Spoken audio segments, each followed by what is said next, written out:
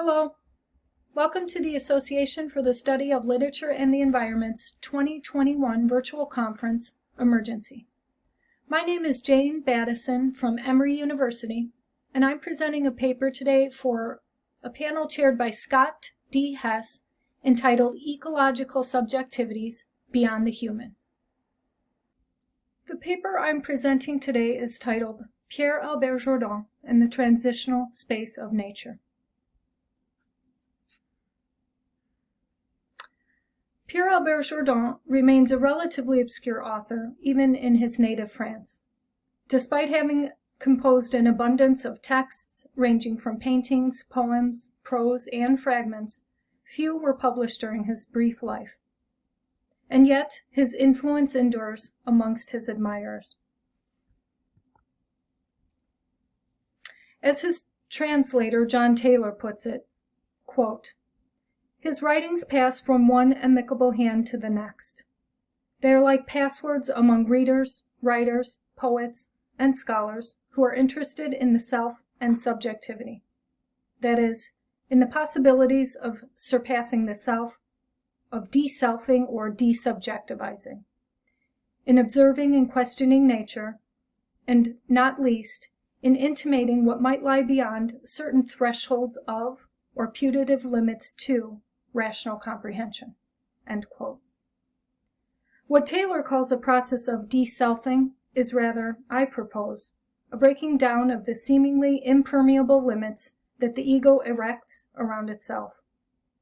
Jourdan's project of surpassing the confines of the ego is not a destructive operation, for it leads to the opening of a complex transitional space between inner and outer worlds. I borrow the notion of a transitional space from Winnicott, who defines it as a third and constitutive space of intersubjectivity, which predates the separation of inner-outer, self-other, as two seemingly distinctive, self-enclosed entities. The transitional space is an in-between space, quote, to which inner reality and external life both contribute, end quote. But my use of this notion is not limited to this specific psychoanalytic sense. It extends to the ternary thought of Taoism, a thinking of the in-between that Jourdan invokes. His writing offers, I will argue, a variation of the transitional space. Nature, the space within which he meditates, opens up a transitional space of interconnectivity that he reproduces in his texts to create a new poetics, an in-between space within which to dwell. Winnicott describes his notion of transitional phenomena by tracing the role it plays in the infant's journey toward the creation of the separation between self and other. Internal reality versus external reality. Jourdan, for his part, performs the same journey backwards as he contemplates nature. To really see nature is to open one's eyes to a transitional space, a web of interconnectedness within which the I is implicated. The perception of such a transitional space requires a withdrawal from the usual activities in which one spends one's life. Confined to Paris all week by his job, Jourdan devotes his weekends to what he describes as the, quote, motionless contemplation impregnated with the plant world and bordered by light, end quote, that he encounters while walking amongst the provincial countryside around Mount Ventoux and spending time in his Cajon garden. In the contemplation of nature, he hopes to, quote, disappear. That is the whole exercise, end quote. Quote, I erase myself. That is the whole exercise, end quote. To disappear is to erase the ego conceived as a strictly delimited entity that is separated from all other entities. His self-erasing ambition echoes the Taoist desire to eradicate, quote, the me-me syndrome in human existence, a process that calls for self-emptying and humility, end quote. Indeed, the Tao Te Ching explains that, quote, the loss of ego that is required from any seeker after the way is typically experienced through a sense of oneness with, rather than indifference to, the natural world, amounting virtually to a state of personal surrender to it." End quote. Jourdan approaches the natural world up close.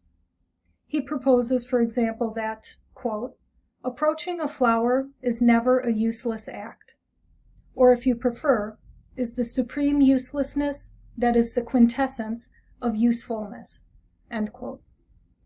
The apparently useless activity of looking at a flower, a momentary suspension of all useful activities, is useful in that it tears down the wall the ego erects between itself and the world.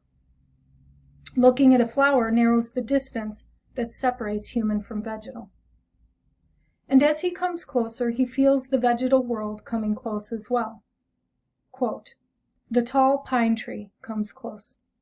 End quote.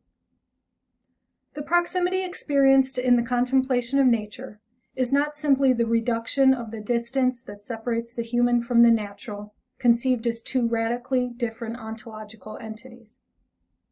The feeling of proximity signals the very rupture of this ontological separation.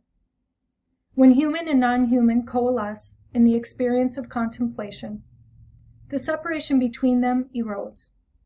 The rupture of this separation opens onto a space of interconnectedness. Within nature, Jourdan witnesses the interconnectedness of all things made manifest. Quote, "The almond tree this morning is abuzz with bees. This is calmness, the deepest expression of calmness. It sinks in deep through the walls. There are no more separations. As barriers become so marvelously fragile, it seems to us that wounds vanish." End quote. The image of an almond tree abuzz with bees intimates that the distinctions we tend to see in the natural world simply do not exist. Seeing that the almond tree and the bees are not separate shatters the illusion of ontological separation. It is a vision that opens the floodgates to seeing a space in which, quote, "all things linked together precipitate." End quote. Once disillusioned of a conception of the world and being grounded in separation, a new mental space opens up. And in this newly opened space, things melt into one another. Quote, "It is at the moment of rupture that things aggress you, that they rise up in all their humility, like the savory plant that becomes a whole sky, a snowy prairie." End quote. Recognizing the essential interconnectedness of all things allows us to see everything more clearly. Because they are all linked together, plant, sky, prairie are, and always were, in fact, one. Since natural beings are interconnected, they logically can be fused together. Mount Ventoux performs this kind of fusion. Quote, "This morning Mount Ventoux is like a bluish mist, barely sketched against a sky with which it seems to blend with delight, forgetting its battered old bones and deep wrinkles. It then becomes that spiritual mountain, that resonance inside ourselves that we discover we need." End quote. Jourdan evokes his Zen and Taoist spiritual guides in his description of Mount Ventoux. The battered old bones and deep wrinkles call to mind the stereotypical image of the traditional ancient guru. As the Tao explains, quote, "Following enlightenment means walking in the footsteps of past sages, to take their illuminating wisdom as our own." End quote. Mount Ventoux becomes a Taoist sage who teaches by example. The bluish mist produced by the blending of Ventoux into the sky signals the dissolution of the illusory separation between mountain and sky. It teaches that interconnection between natural beings allows for the possibility for them to synthesize and dissolve as one in a fog. It is not only the elements of nature, trees, bees, mountains, etc., that are interconnected. Human beings also participate in the web of natural interconnections. In nature, Jourdan discovers that humankind and nature are interconnected. This knowledge brings him peace. Their interconnectedness binds them together, forging what he calls alliances. The discovery of this similarity, which they share and binds them together, opens a transitional space in which humans can experience peace because they are in accord. To enter the space of interconnectedness also requires a radical change in perception, one to which Jourdan is summoned in the very first fragment of a text entitled The Entryway into the Garden. Quote, "The blade of grass has signed the summons." End quote. The blade of grass is the messenger of a summons that compels him to appear. The juridical vocabulary implies that he is being accused of something. The next fragment indicates the nature of his offense. Quote, "Do not abandon space. Let the hand wander. Do not imprison it on things." End quote.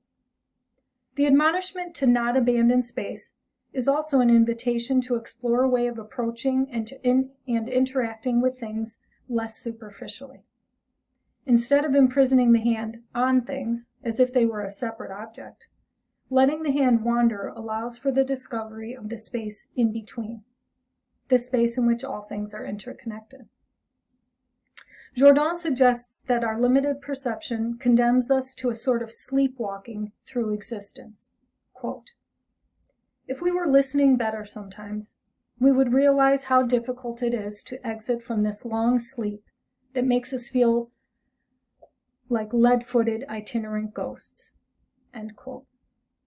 The image of itinerant ghosts recalls the image of a wandering soul in search for a dwelling that he invokes. Quote, "Do not abandon me, wandering soul. Dig a little bit more into this shelter. Then maybe I could meet up with you." End quote. Jourdan is not a lone wanderer. Quote, "Helplessly, we wander at the edge of the world." End quote. We wander like ghosts for want of a better use of our senses.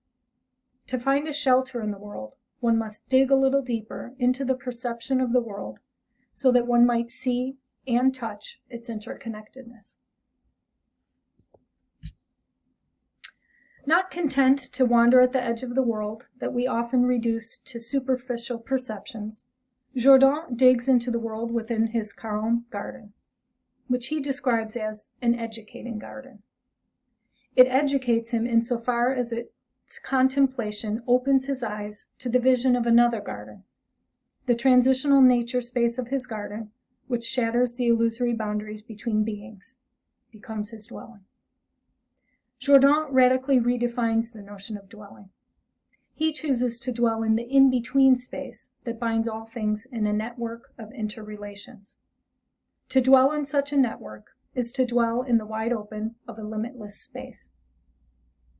In the text that bears its name, Jourdan describes the entryway into the garden itself as being a limitless middle space located in between the world, quote, "at the edge of which we wander," end quote, and another, each of which has its own sun.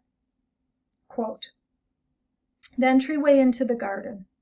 The distance is so short that it is impossible to take the first step. This is where I am, gloomy, worrisome, unstable. I am not making the distance seem longer as one might imagine, but rather considerably muddling the issue. This bee and flower-filled sunlight shines softly in this in-between space. But what has been gained is that we do not observe each other. We stand side by side, like two foreigners, not speaking the same language, yet feeling a deep sympathy for each other. I could live like this, with the ashes of the other sun in my eyes. Little by little, I would prune myself back, my gestures thereby losing all their threats, like a wooden Buddha brooding over a smoldering fire." End quote. Despite the distance between the entryway and the garden being so short, he finds it impossible to take the first step because what lies beyond the entryway requires him to renounce the relation of superficial knowing and separation he has with the world outside his garden. From the entryway, he observes that, quote, "This bee and flower-filled sunlight shines softly in this in-between space." End quote. This sun stands as the index of a different world. The light of this sun emerges from interconnectedness of everything. even as it shines softly on its own interconnectedness with bee and flower. The word but reinforces the burden that comes with re-looking at the world under this particular sun. Quote, "But what has been gained is that we do not observe each other. We stand side by side like two foreigners, not speaking the same language, yet feeling a deep sympathy for each other." End quote. I, and this bee and flower-filled sunlight, do not engage in superficial encounter of observing each other. Instead, they stand together in a sympathy that is synonymous with friendship. This friendship, which germinates when the illusion of separation is shattered, is the very sign of interrelation and interconnection. Jourdan could live. He could dwell in the natural world located on the other side of the entryway to the garden. Quote, "With the ashes of the other sun in his eyes." End quote. The other sun is the one that shines light on a world in which things are separated, as if they had no connection with each other. Once reduced to ashes by the contemplation of interconnectedness, the other sun is replaced by this sun, the one that emerges from and shines a light on the interconnectedness of everything. In this space, little by little, I can begin to dwell in an interconnected world. If any element within nature is a teacher, then it does not only teach the interconnectedness of all things, but also the transience that they share. For Jourdan, the reality of nature reflects the reality of our human condition, the finitude of our bodies and earthly life. Observing the interconnectedness of all things in nature inspires his theology of the earth, which hinges on, quote, "this exhausting search, collapsed by the light, in full consciousness of our glorious nothingness and our infinite finitude." End quote. Earth forces us to see beyond the blind spot that shields us from seeing that we are not separate from the void. Death reminds us of our essential finitude, a notion encapsulated in one line. Quote, "Humility, humus, the deepest liaison." End quote. Humus, itself an in-between state, collapses the difference between the human and the natural. Nature's organic reality, its reversion into humus, reflects our own fate. We come from humus, and to humus we will return. Quote, "You are the vine made to be pillaged. You could be the dead wood. It burns better." End quote. Having found a dwelling in interconnectedness brings Jourdan a certain measure of peace when his terminal cancer diagnosis obliges him to face his own transience. Sensing his interconnection to the sage and hills around him allows him to envision a particular kind of death. Quote, "A scent of sage, a surge of hills, somewhere in me an immaculate death." End quote. That same interconnection brings the still living man comfort too, as some of his last written words show. Quote, "It is a gift to have come this far. I ascertain this today, almost with amazement given my comatose state, as I contemplate Mont Ventoux, the patio, the rose and ochre flagstones, the begonia in full bloom. This gift is like a breath of peace, a space that I can cross without suffering, or a gift that at least distances me from suffering. For it is like, how to put it, a solid and comforting base. I do not know if it is made of soil, stone, or sky. Probably all of these, and even more so of something that resembles a welcoming."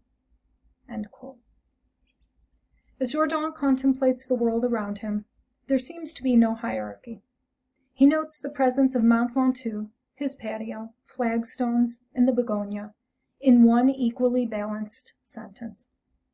Recognizing the interconnectedness that is his very dwelling is the gift that offers him a breath of peace since it distances him from pain. This contemplation functions as a solid and comforting base that is made of the interconnection that he still manages to sense, between soil, stone, and sky. The web of interconnectedness that he perceives in the transitional space of nature provides the welcoming dwelling that his wandering soul was searching. By living attuned to the natural world, Jourdan accesses, quote, an entire philosophy as close as grass, end quote.